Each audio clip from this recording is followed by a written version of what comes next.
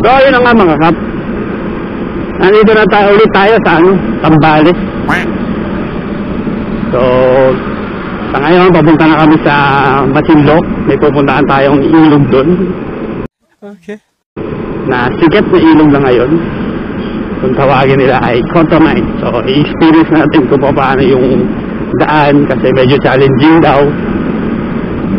Kaya yung kung gaano kaganda talaga yung ambience niya. So, from San Felipe, kung saan kami naka-stay ngayon, hanggang Cotamine is 21 kilometers. So, medyo malayo din talaga. Sa Google Map ko, ang estimated time simula Zambales is 2 hours and 43 minutes. Kaya, medyo malayo yung biyahe. So, chill ride lang. Okay. Papunta ron. So, update ko kayo mamaya.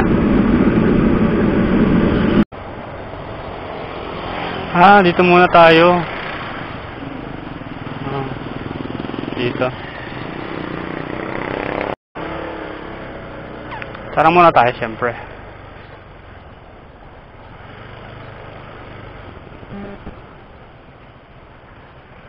Serious, magandang umaga. Tatanong ko lang po, paano po ba mag-register papunta po ng Cotamines? Ilan kayo, sir? 4 po. May booking kayo? Wala? Wala po. Saan kayo, sir? Dito po kami sa may San Felipe. San Felipe. Paranaque, Barangay Paranaque po. Overnight kayo, day tour lang? Date ngayon lang po. Day tour, sir, papayagan mo. San Felipe sila. Punta na lang kayo ng tourism office sa may loob ng bayan. Saan po banda yun, sir? Basta i-waste nyo po Masinloc Tourism Office. Okay. Pagdating nyo sa loob ng bayan ng Masinloc, pagtanong nyo na saan ang tourism office. Okay. Okay. Tapos yun na... Basta day tour lang kayo, sir. Apa. Pag-overnight din na kayo papayagan. Apa.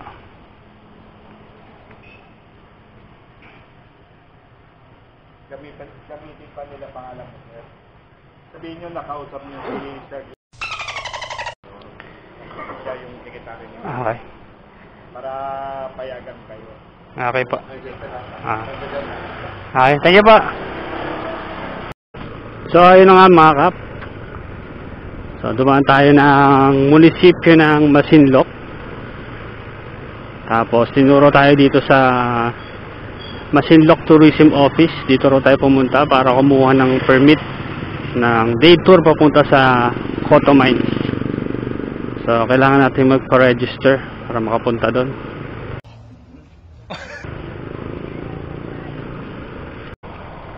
Municipal Tourism Office this way. Ay. Ang galing! Ang galing! Municipal Tourism Building. Masinloc. A few moments later.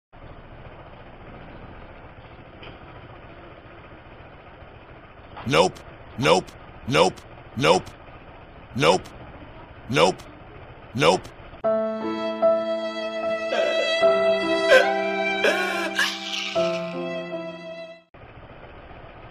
Pagod na si ate. Ako nga pa, Jack. Tulungan ko to. Baka muna. Ay, mag-start eh.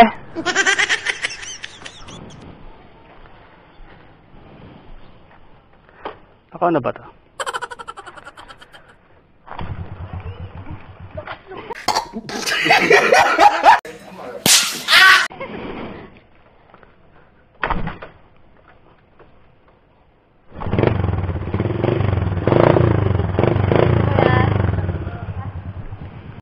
Galing ha?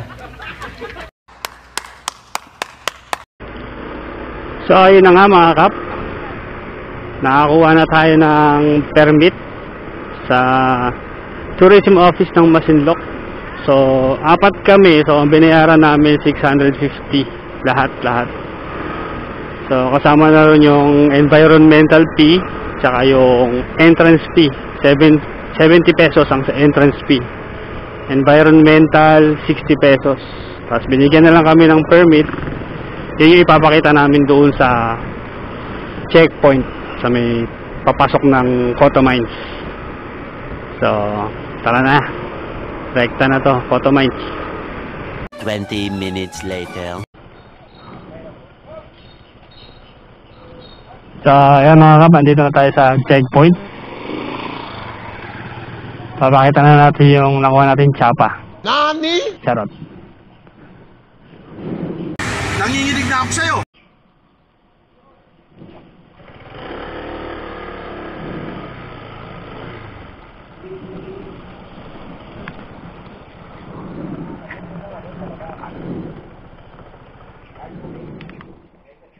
Five minutes later. Salamat po.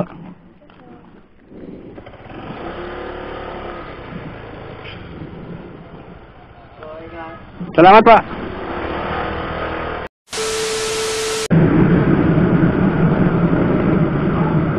Ito na.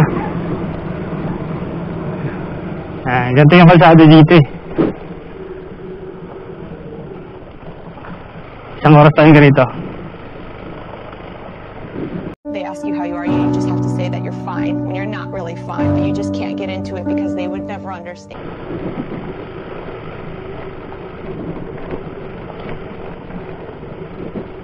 One hour later. So ayun na mga kap, andito na tayo sa Photo Mines. Ayan o. Napakaraming tao.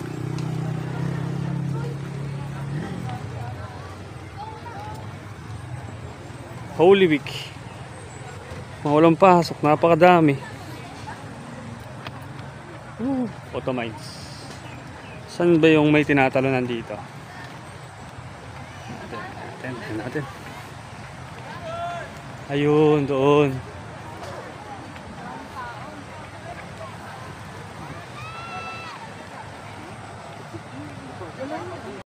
So ayun mga kap, ito yung mga nakikita natin sa sa Facebook. Ito ng mga bata.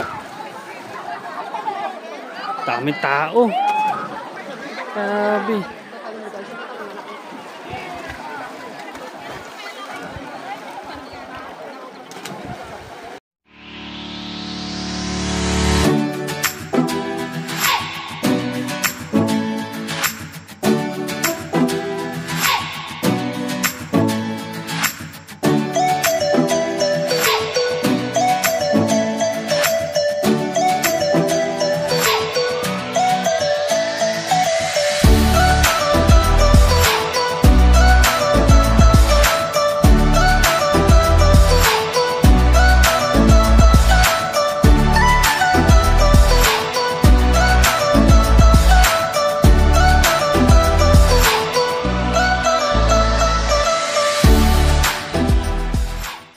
The next day.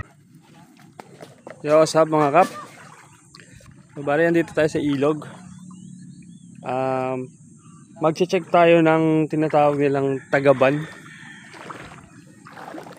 Sa English, trap ng alimango. Yan, bali kasama natin si Jam Maclay. Siya yung professional na mag-check ng tagaban or yung trap ng alimango. Dito yan, isa ilog yan. Ilog yan eh.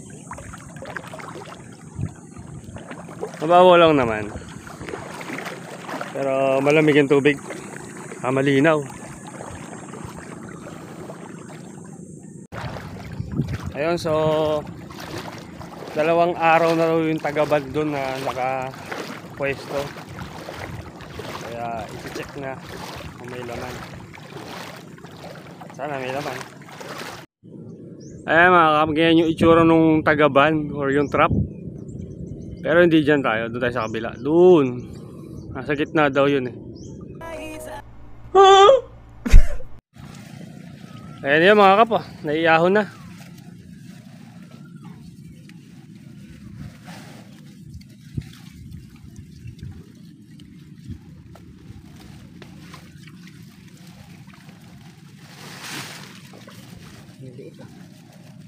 Pero pwede na yan, ano?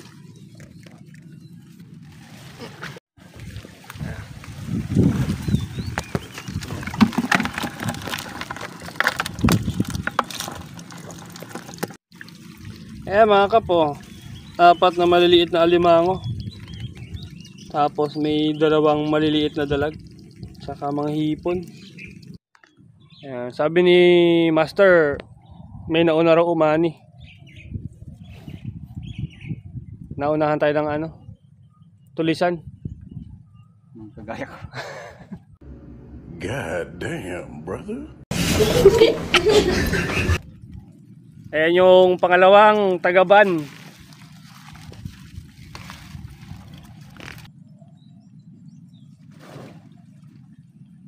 Ano yun? Wala daw laman. Good news. Check ulit doon sa susunod. Okay.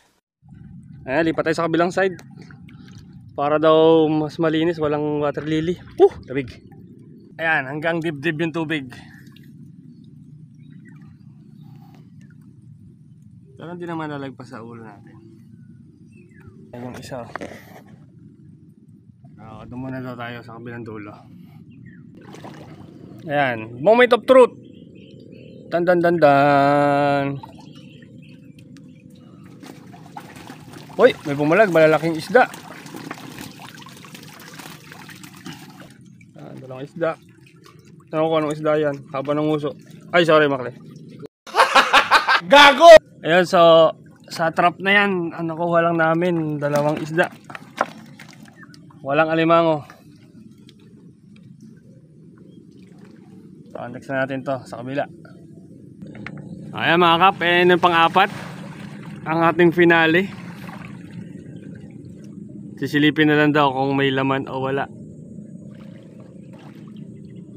Pero ano to? 70-30 ang chance natin. 70-30% daw ang chance na mayroong alimango. 30% yung may may alimango. 70 wala.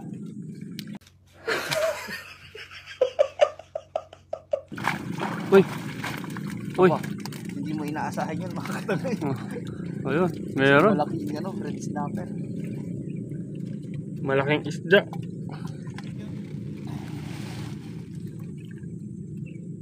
Pero walang alimango.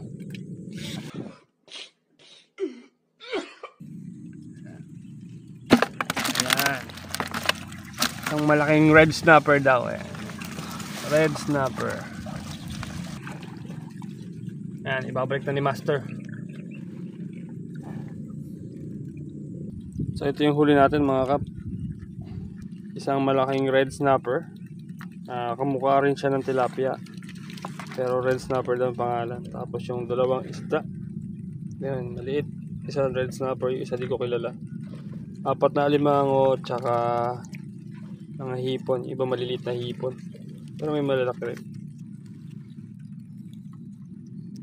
Balik na tayo. Ayan mga kap, may nakita kong puno ng kamatsili rito. Ayan, kinakain yung bunga nito Sana may laman. Yan yung bunga niya. Ito may laman Kaso di ka abot.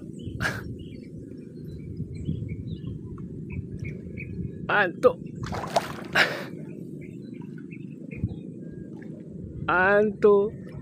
Ayun, nakuha ko. Ang galing! Ang galing! Ito yung tsura ng kamatsili. Pag hinog na siya, bumubuka siya ng ganyan Ang lasa nito, conforme, medyo mapakla na matamis. As ang kinakailan sa kanya ito, yung puti.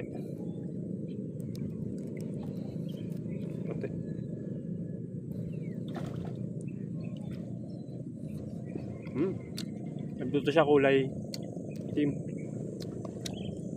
Matamis, walang pakla. So yun na nga mga kap, tapos na ang ating Holy Week ride dito ulit sa bayan ng Zambales. So ito, pauwi na kami. So ride safe ulit sa aming pauwi. Sana lang hindi traffic dahil marami tayong makakasabay na pauwi rin ng Manila. Wala, ano lang, prayers. Shoutout sa mga followers natin. See you again next vlog mga kap.